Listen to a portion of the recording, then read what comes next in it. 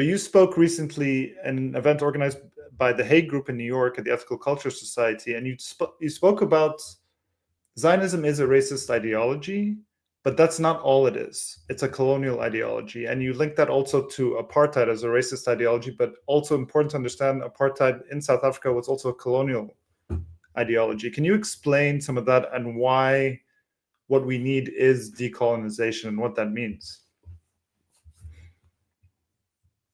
Yeah, no, I mean, this is it. This is it. So just for folks to understand, this on November 10th, 2025, it will mark 50 years since Resolution 33 passed by the General Assembly that declared Zionism as a form of racism and racial discrimination.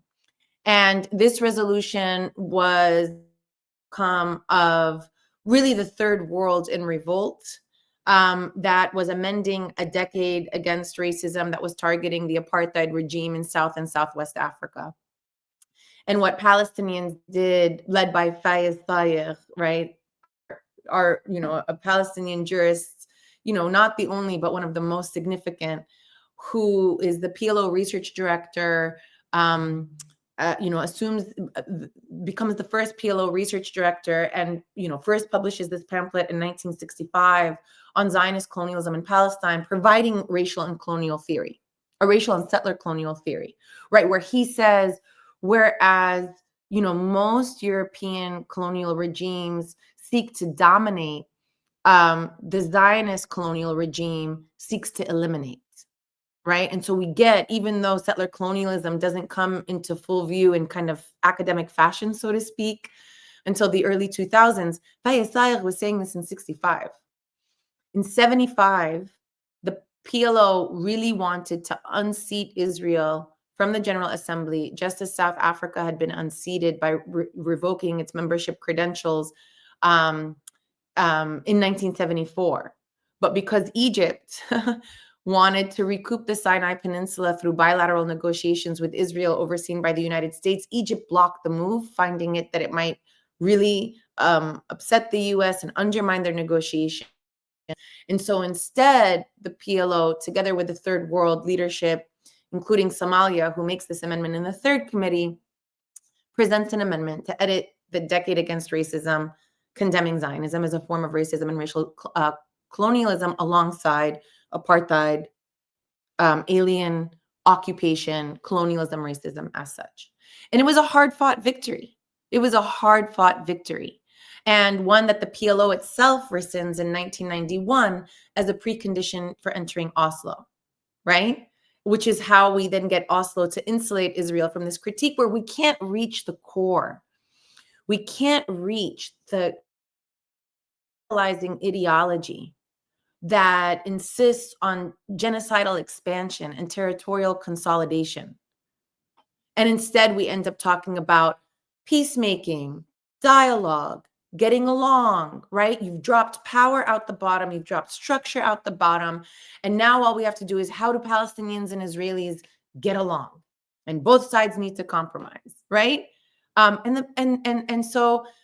30 years of struggle and 32 years of, Israel sabotaging the possibility of a Palestinian state, and 30 years of Palestinian struggle, who by 2000 at the Durban Review Conference brought back Zionism as racism, right? Which is why the U.S. and Israel boycott the event in 2000, and then we see the culmination of this in 2021 in the Unity Intifada and the Declaration of Dignity and Hope by Palestinians that declare Palestinians are a singular people, Zionism is our singular enemy. And so we see this rehabilitation, and we're now in 2021 at a crossroads where you've got these institutions that have declared Israel an apartheid regime. You have the Unity Intifada, which has made it clear Palestinians are clear on this demand. We are at a fork in the road. We are either going to normalize apartheid or we're going to dismantle this regime. And Abraham Accords, normalization of apartheid, and now genocide, which is an outcome of that. I insist on the colonial dimension of this because I'm, unfortunately, I think that there's a misunderstanding of apartheid is really, really bad racism when, the apartheid is first and foremost that was referred to by the, South African Communist Party as a peculiar kind of colonialism. And understood, and part of the critique of the ANC, right, the African National Congress, led by Nelson Mandela, today remains in leadership. The critique that remains of the ANC is that in negotiating peace and, the first elections, multiracial elections, so to speak, is that they dropped colonialism from the demand and instead democratized the settler colony, but without redistributing everything that the settlers had stolen. So that 70, like some 7% of the population which identifies as white owns almost 70% of all the land. And that's to say nothing of industry. Across all indicators in South Africa today, inequality between Black and white is so severe. The bank ranks South Africa as the most unequal place on earth because of this lack of distribution. I mean, I think Ramaphosa, South African president today, Cyril Ramaphosa, now we see an attempt, to do some of that, which Elon Musk and the Trump administration referred to as white genocide. And then they offered refuge for 50 Afrikaners, self-identified, in the United States. But if you don't address the colonial dimension, this is what you get. You get a democratization of the settler colony without a redress of this original wrong. And so what does it mean to decolonize? Is redistribution, is repatriation, is return, is a dismantlement of obviously of the law, but also of the colonial institutions that continue to further, right, a regime of racial supremacy and theft. And so, I think we're at a point where we all need to develop a better vocabulary and grammar and discourse to be able to talk about this, to get out of this trap that we're in. And, much love and respect to all my comrades. But I think that the reliance has been on this, those who study it. Like, you don't need experts to understand that an ideology is racist and colonialist, right? It's the same. You don't, we understand white supremacy as such. We understand apartheid as such. And so I think that it's imperative on us now to move forward. And really, this is the horizon now. On the ground, we haven't been able to affect the change that we want on the ground. But, obviously from all the polling that we've seen, we've changed discourse and public opinion. And I think that we can succeed in doing the work of delegitimizing this ideology, which we must.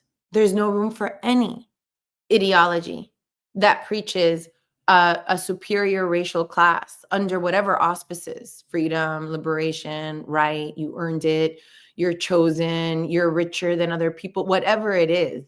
We're smarter, we have more weapons, whatever it is. There's just no room for it.